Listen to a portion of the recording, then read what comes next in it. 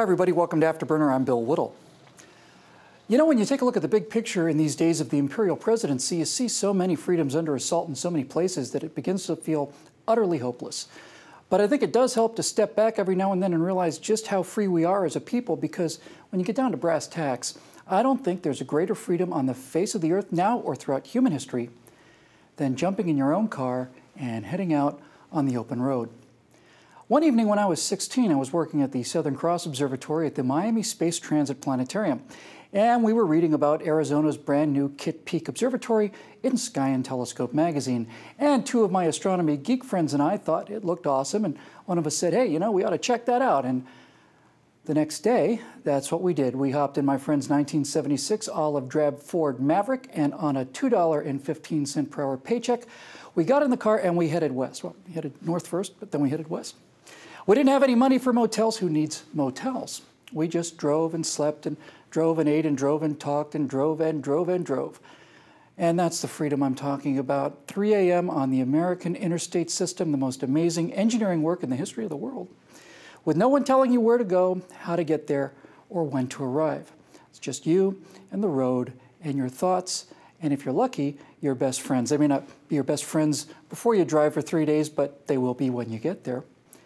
Because there's nothing to do but talk about life and dreams and girls and kid around, and that pocket universe of yours is doing a mile a minute, bristling with radar detectors and CB radio antennas and every other legal means that free people use to defeat law enforcement when we can get away with it.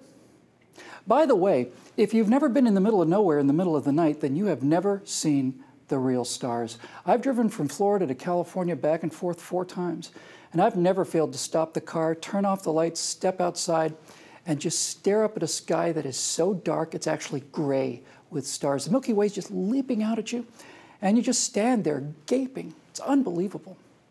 And that's how the entire world used to be before we came along. Now, as for me personally, my first car was a 1970 Camaro. You want to talk about political courage? That's political courage, showing you that picture right there. My current car, it's the first new car I've ever owned, is a 2012 Camaro.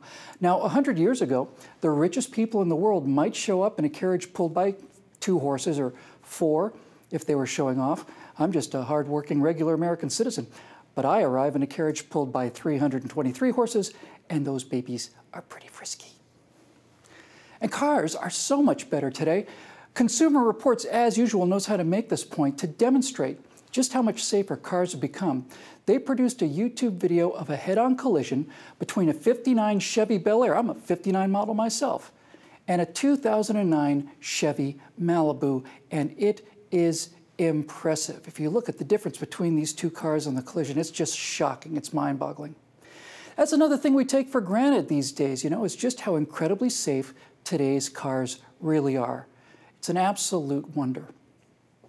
You know, the kind of person that loves the open road and cars and long drives and freedom's not the kind of person that hates humanity and sees it as a cancer on Mother Gaia after that inky black West Texas sky. The orange glow of a town or even a rest stop on the horizon, that's civilization. And, you know, when you push your luck and you're running low on gas, that glow on the horizon is a very lovely feeling. You know, of the many freedoms on the open road, the freedom to run out of gas in the middle of the night in the middle of nowhere is one of the most memorable. And you know, I think that's why progressives hate cars so much, because they can't control a person in a car on the open road. You put someone on a bus or on a rail, you're basically telling them where they can go and what time they can get there, along with the rest of their comrades. But a kid in a car, well, that's freedom, no matter how old that kid is. You can see some amazing things too, like the world's largest ball of twine, or Big Mike's Mystery House, or America's Stonehenge, the Cadillac Ranch. And I grin every time I drive westbound past Pee-wee's Dinosaurs out there in Cabazon, California. Means I'm getting close to home.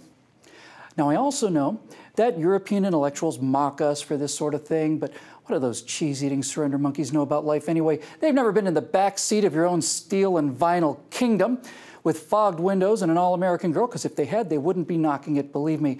They can go back to reading their Sartre in their little cafes and smoke their cigarettes, the losers.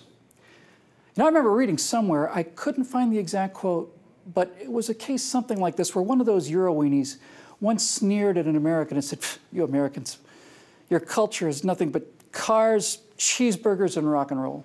And the American turned to him and said, What else do you need?